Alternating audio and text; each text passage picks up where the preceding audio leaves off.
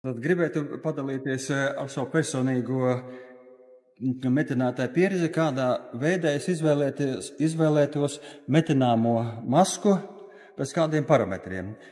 Pirmais un galvenais metināšanas maskas uzdevums ir pasargāt metinātāja redzi no ultravioleto starojuma, kas būtiski var ietekmēt metinātāja redzi.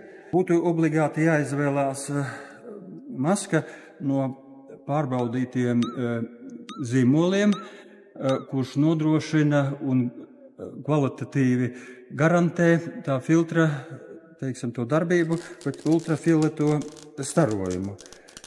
Otkārt, tad būtiski ir tas, ka tā metināšanas maskas filtram jābūt daudzfunkcionālam. Ko tas nozīmē?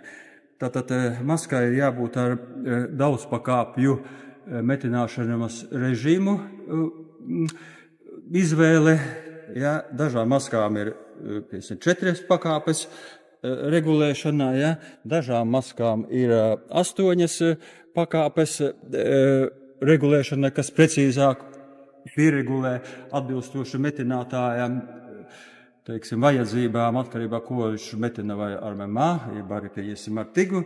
No otrām kārtām ir, cik maska jūtīga ir pret blakus strādājošo vienu metinātāju, vairākiem metinātājiem, un laika sensors, kad viņa ieslēdzās un atslēdzās. Tas ir būtiski izvēlē, jo, tā redzam, Dievs devis ir viena mums redze, un otras redzes mums labas nebūs.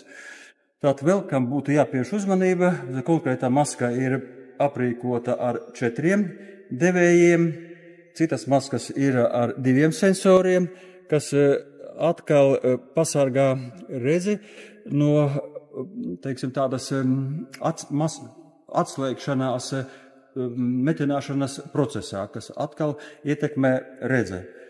Un vēl būtu labi, ja maska būtu aprīkota ar tādu iespēju izmantot aizsargu ķiveri ar griezēju abrazīvajiem materiāliem. Un vēl kas būtu obligāti jāizvēlās, cik maska ir smaga, jo 8 stundas ar to masku jāstrādā, un cik ir ērts un ergonomiskas galvas stiprinājums. Ja? Un tas ir tie primārie, tās prasības pret metināmo masku.